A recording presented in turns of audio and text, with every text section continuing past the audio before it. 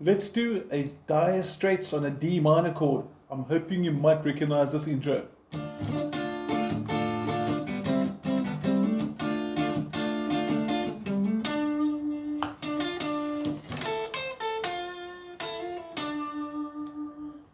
We're going to break that down and see what Mark Knopfler did over there. It's a really cool riff. It's based on a D minor bar chord. Okay, so it's coming from there.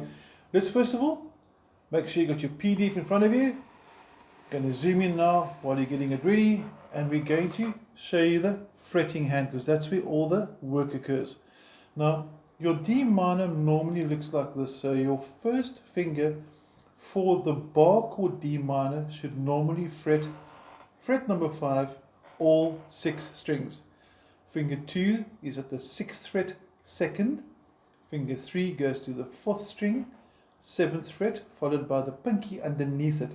So this is your D minor, just different angles, how we're meant to play it. Now we're going to do a slightly abbreviated because I find with the bar chord, my wrist bends a lot and that feels really, really awkward. It pulls a lot of pressure on the wrist over here. So we're going to straighten the wrist more, and we're not going to bar all 6. We're going to put the first finger from the 4th string down.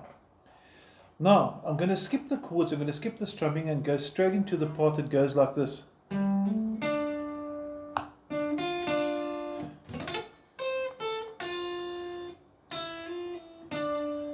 We're going to do that part, and at speed.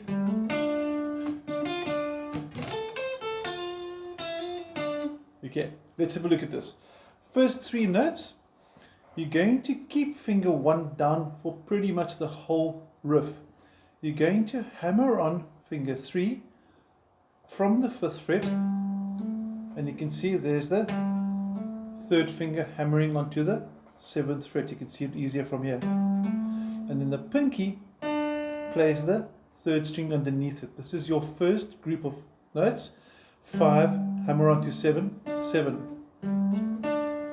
Then you bring the middle finger down even though you haven't played it yet, and you pluck strings 3, 2, 3. You can actually see the strings move there as I pluck them. String 3, string 2, string 3, and that will give you on your tab 7, 6, 7. So these numbers I'm calling out will correspond to your tab for the intro riff. So the first 2 phrases, slow motion.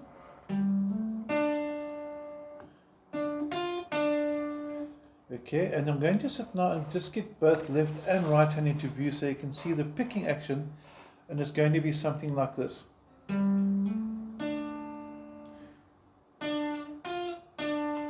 And the next one is a technique called a rake. You'll notice that the 7, 7, 6, 5 are written really close to each other, and it's sort of like a slurred or slow motion strum, like that. So you don't want to do this, this is bad. You don't want to do this because this is picked. You want to sort of get the middle part from that. And you're sort of dragging the pick down. And then that extra note is the pinky going onto fret 8. I'm going to show you up front now what's happening. Got your rake now. And you can see I'm releasing 2 and 3, it's waving at you. Pinky's going down to fret number 8 on the 1st string. So let's take it from the beginning now, rewind and play everything through. So we're building this part in stages as we go through it. Here we go.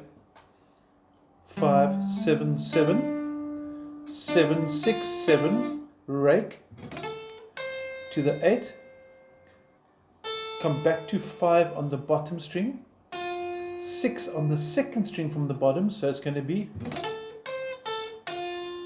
And again, if you get both hands into view, I like to sit that we can see both techniques because it's quite important we know what to do.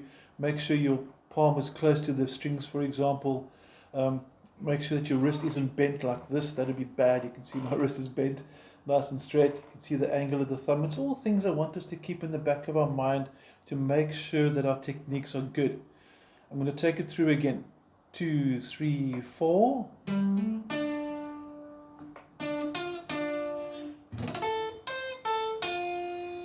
And if we do it at speed, 1, 2, 3, 4. And then you finish off with a nice little hammer on and pull off, which you can see up close over here. I'm moving my first finger for the first time, and it's pick the 5 on the second string, hammer on and pull off. So it's 3 notes, but you're only picking the first note. Pick, hammer on, pull off, and you finish on fret 7 of the 3rd string. So slow motion now, if you get up close, the entire phrase would sound like this.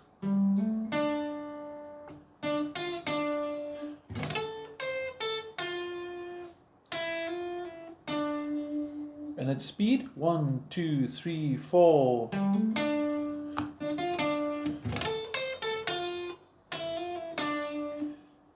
Got the riff? Now, if you want to drop that into the context of the song, you can start with this.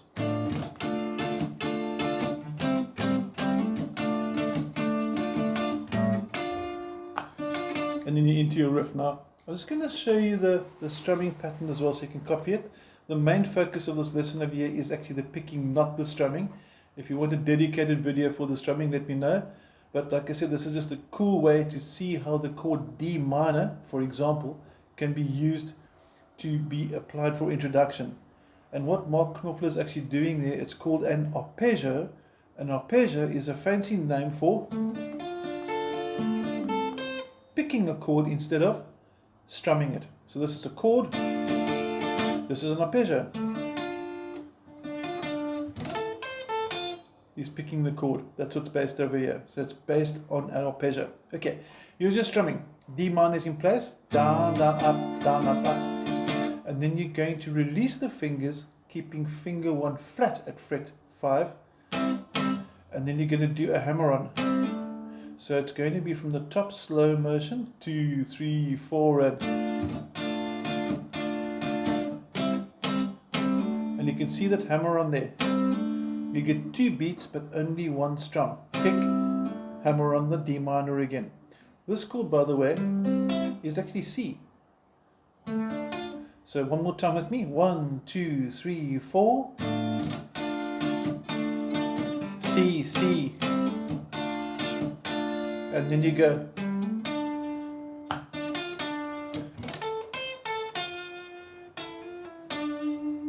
And then the song starts.